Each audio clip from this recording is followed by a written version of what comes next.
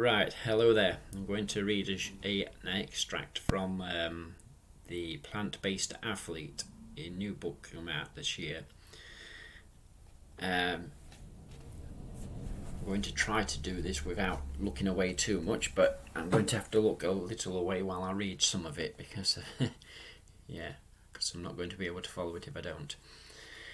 I've not memorised it to actually write it, but even though I know some of it itself, it's better as it's written. So here I go.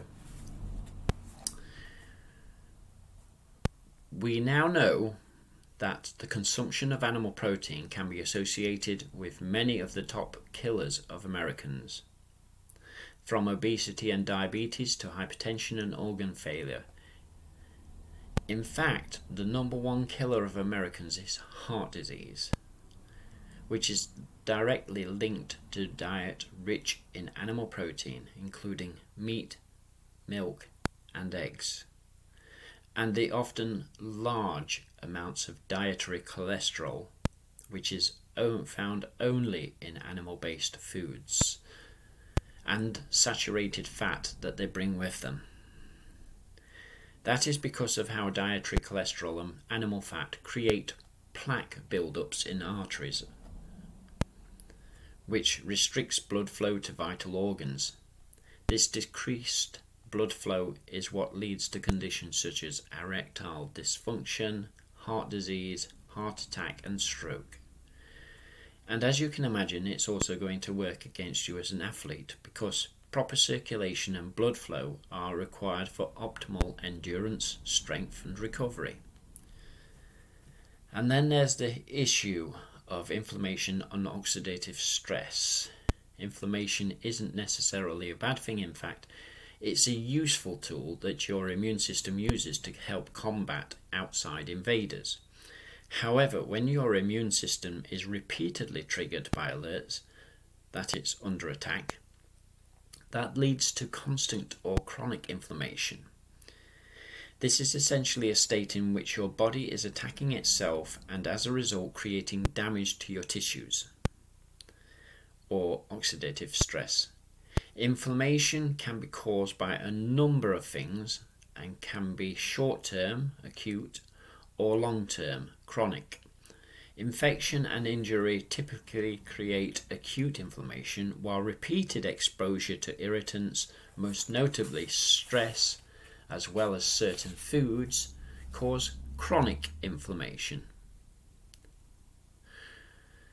And studies have definitely linked the consumption of red meat and processed meat with an increase in inflammation and oxidative stress. The consequences of chronic inflammation is stark.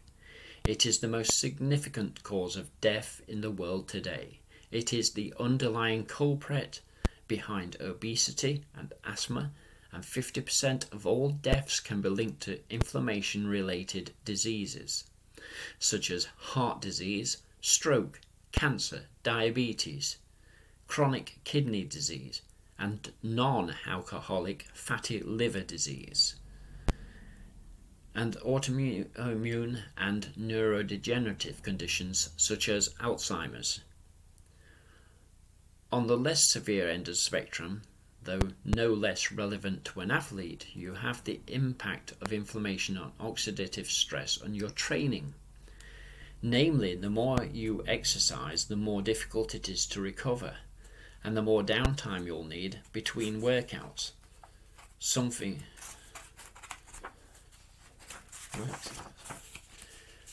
We also know, thanks to many studies and the World Health Organization, that meat, especially beef, pork and lamb, and particularly processed meat, hot dogs, lunch meats and burgers, have been linked to the development of certain cancers, particularly colorectal,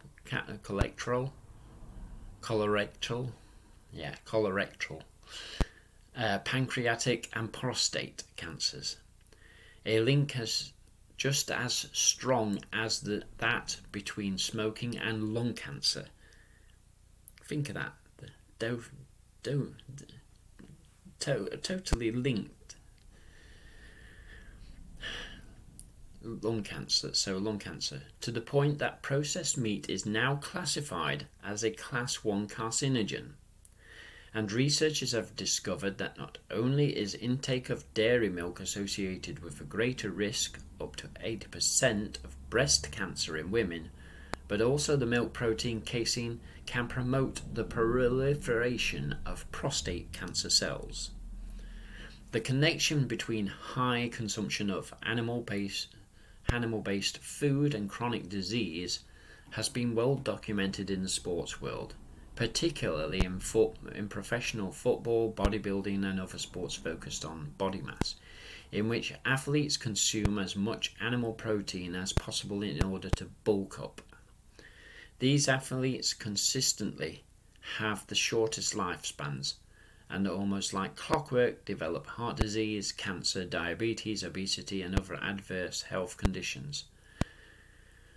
Many of these athletes who had a high animal protein intake, including numerous bodybuilders, we have known personally died from heart attack, disease and organ failure in their early 40s, a trend that unfortunately is pervasive across the board. If meat is so bad for us, according to the leading health, wellness and nutrition authorities, a fact supported by scientific studies proving the relationship between consumption of animal products and the likelihood of developing chronic disease, why isn't this a bigger topic in the public conversation? Dr. Michael Greger, author of the best-selling book How Not to Die, asserts that it's because it is normal to eat meat. Essentially, most people eat meat because most people eat meat. It's not too much more complicated than that, but it is a bit more sinister than that. When you compare the modern meat industry with the tobacco industry of a couple of generations ago, 7,000 studies showed the relationship between smoking and the likelihood of developing lung cancer before the Surgeon General reported that smoking was dangerous and could cause cancer. 7,000 studies before it officially got recognition at government level to take action. Why did it take 7,000 studies for anyone to take action to deter people from smoking to save life? Because smoking was normal, the same as meat eating is normal. Even doctors smoked and encouraged patients to do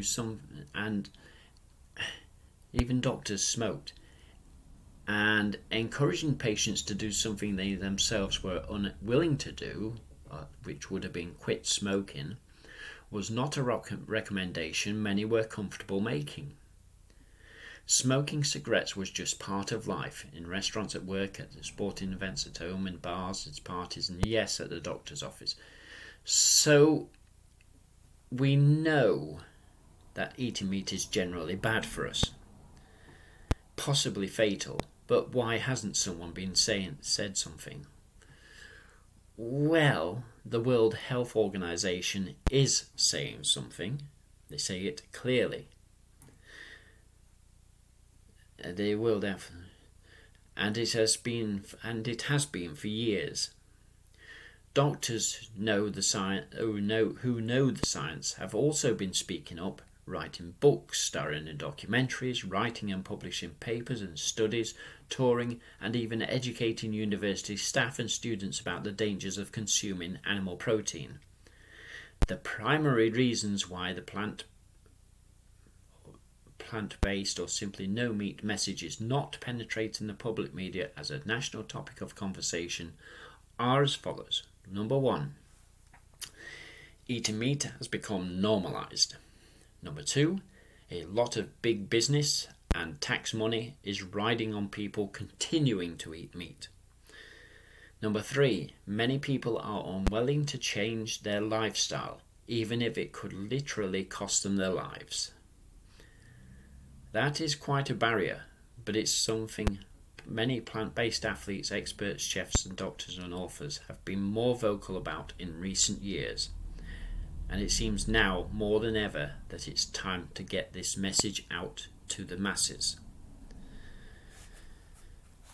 A short extract from basically athletes. But there are thousands of people speaking out about this now. And no matter how resistant anyone may be to this message, however upset they may find themselves about it, it's worthless bringing up excuses for it. This is just one small part. There's just so many different parts to this, but the basic one is simply our use of animals, nothing less. Our use, abuse and killing of animals is totally unnecessary. We should have stopped this years ago, but the resistance is massive. It's as though you've got a monster devouring this world, and that monster is humanity.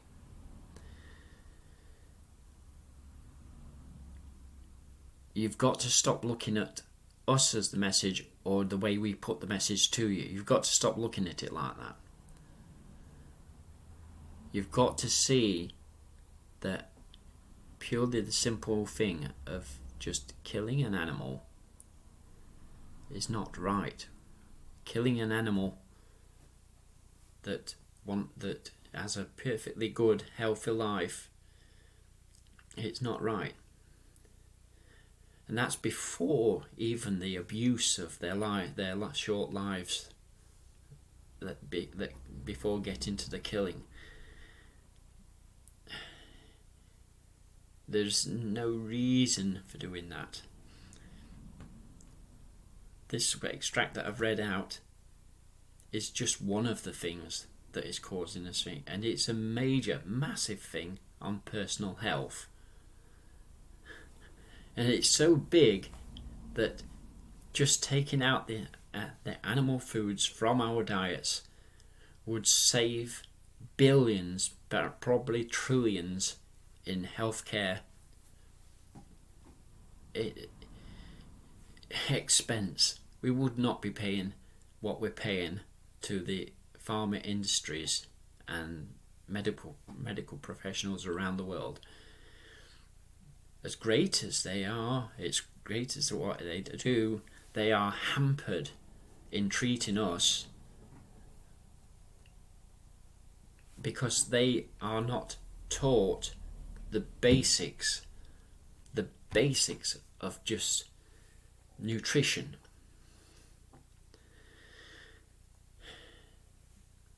The doctors get a day or two, maybe at most 3 days of actual training on the nutrition, when what we put through our bodies is 80% of the cause of all illness that we get. So nutrition should not be 1, 2 or 3 days. It should be the vast amount of their actual training. It should be the main training. They should not be concentrating only on the drug side, which is basically what they are.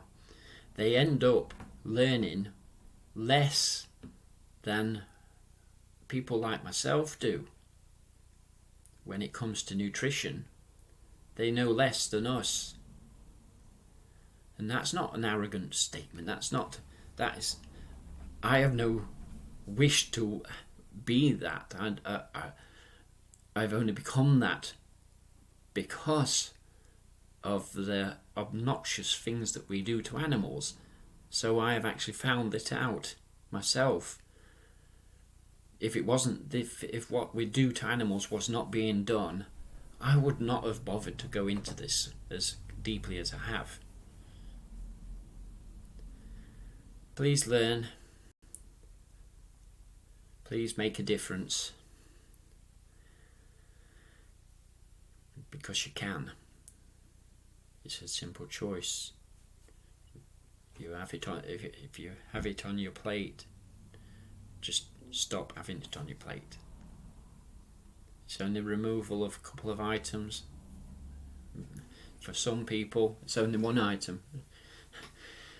Just remove it